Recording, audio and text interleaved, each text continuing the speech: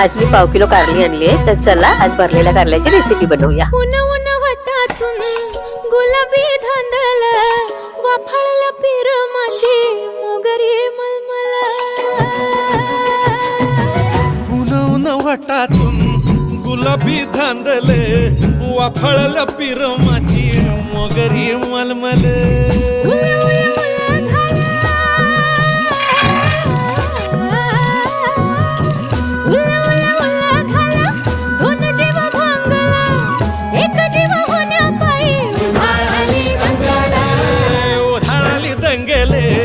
जीव घेणी दंगेले वाफाळल्या पिर माझी मोगरी मलमल.